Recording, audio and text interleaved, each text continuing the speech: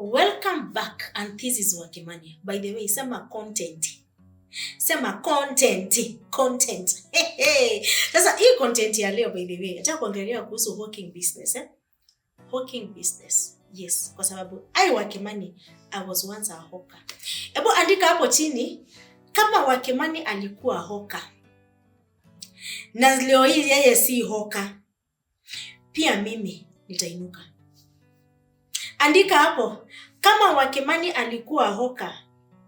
Alikuwa anauza vitu kwa streets. Na leo hii Wakimani si hawker. Pia mimi nitainuka. Tuko sawa? Number 2. Hiyo ni ya kwanza. Umeandika hapo? Nimewaambia leo ni content. Number 2. Nataka uandike hapo. Hawking si ya watu wenye hawajasoma ama wenye hawana akili. Okay. Hawker si mtu mwenye hajasoma na si mtu mwenye hana akili. Umeandika hiyo? Haya. Number 3. Hawking iko na pesa. Hawking iko na pesa. Ngoja. Hawker ni mtu ambaye anatengeneza pesa. Umeandika? Kwa sababu according to statistics zenye Wakimani amefanya, imagine kuna hawker anaenda nyumbani na 1,000, 5,000, 3,000. Yes, you heard me right. The least amount of money a hawker can make in a day in this Nairobi. The least amount of money a hawker can make in a day in this Nairobi is 300 Kenya shillings. Magana matatu. 300 tu. Kwa hawker mwenye anajua chenye anafanya inamaanisha mwenye amesha identify products yenye ni fast moving, asha identify streets. Kizungu is it kizunguri? Amesha identify streets ama ashajua atakuwa anauza wapi. Huyo hawker unampata anatengeneza 5k ama anatengeneza 3k in a day, even up to 10,000. And I'm speaking this out of experience, by the way.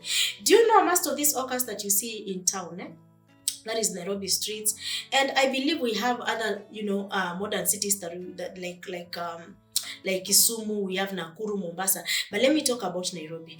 Do you know wale watu mnonanga wanakuja kuuzia nguo pale Ngara? Back then when walikuwa wanauza nguo Ngara, but siku hizi kuna wengine wanauza nguo si Ngara, but hiyo street inaitwa aje? Wacha nikikumbuka nitawaambia hiyo street.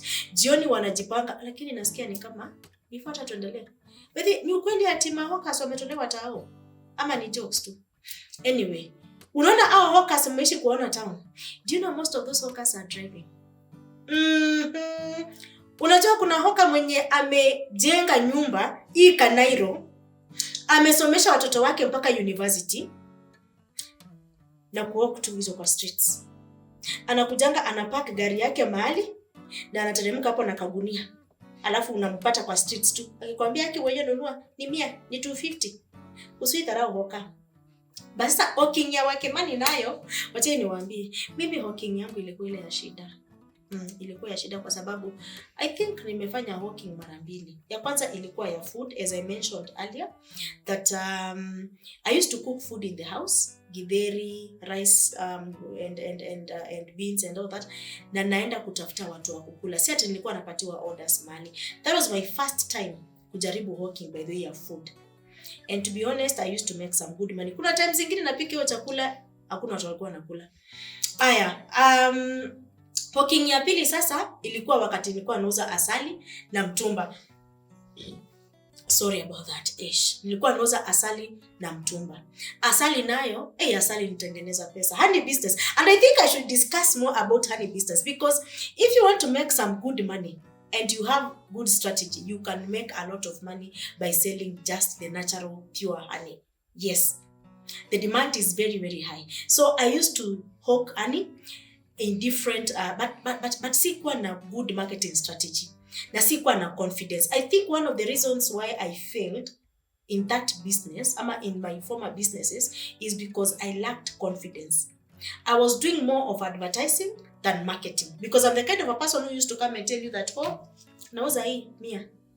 Sijakufunza ni ya nini, sijakwambia inasaidia nini. So mimi na expect tu nikikwambia hii ni 100 ununue. So my honey business, that was the other business that I used to work. Plus now nilikuwa nimecombine honey na mtumba. Mchana asubuhi nikienda kupeleka asali, baadaye naenda nachukua tops zangu za mtumba nawekelea hapa kwa mkono. Alafu naenda nikiambia watu mtauziwa leo, mtauziwa, naingia mpaka maplot 10 huko, mtauziwa. And I used to make some good money because at the end of the day I used to feed my family. So yes, hawking business is one of the most profitable businesses in Kenya, but you need to be very strategic if you really want to make money as a hawker. And I usually discourage people who think that hawking is associated with poverty, because I've seen people who make huge money.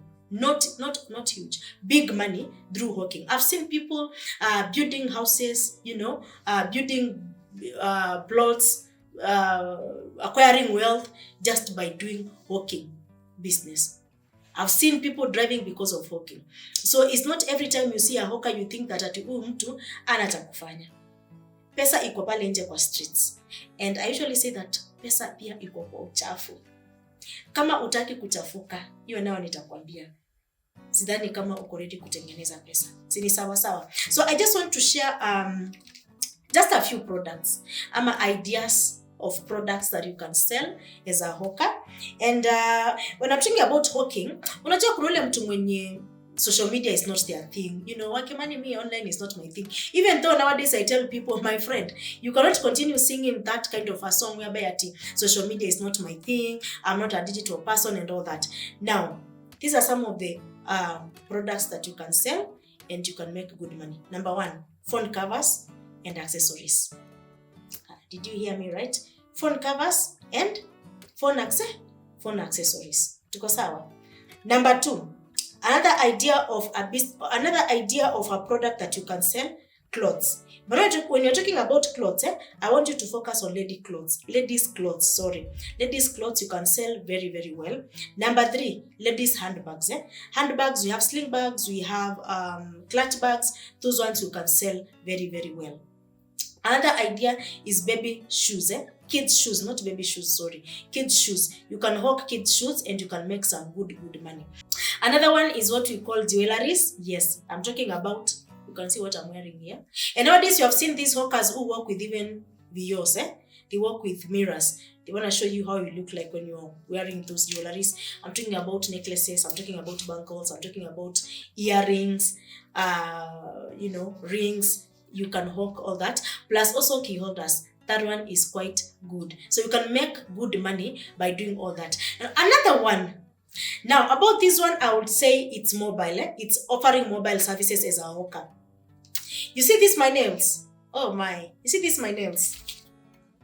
The lady who usually, the lady who designs my nails, do we design nails or do we fix nails? The one who does my nails, she's just a mobile person and actually ana tofauti na kukua hawker kwa sababu anakuja ana fix nails zangu na akufunzwa na mtu. Yeye alikuwa anaenda salon, aona vile watu wanafixiwa and she learned from there. So imagine msichana anakuja ananiweka nails na 1000. Ako na hizo machines zake. Ananiweka na 1000. Imagine hapa place nakaa anaweka watu wangapi because nimerecommend kwa my neighbors. So let's assume for example in a weekend anakuja hapa anaweka watu 5. That is 5000 Kenya shillings. Another estate evo. So what I was trying to tell you is that hawking business is not a bad business, by the way. You can make a living out of hawking, and if you have nothing completely, no business idea, consider these things that I've told you.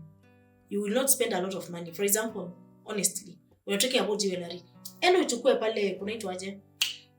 Nitawekea plugs za jewelries hapo, by the way. Nitawekea plugs kwa description za jewelries, mali utaendea Dubois. Nikiongelea kuhusu phone accessories, nitawekea pia hizo plugs. Ndio uende ununue with as little as even 2000 Kenya shillings, 2k. Even 3,000. And sometimes hawking is not that difficult. You just need to go and meet someone and tell them that this is what I'm selling. Display tu kwa mikono yako. And you start making money.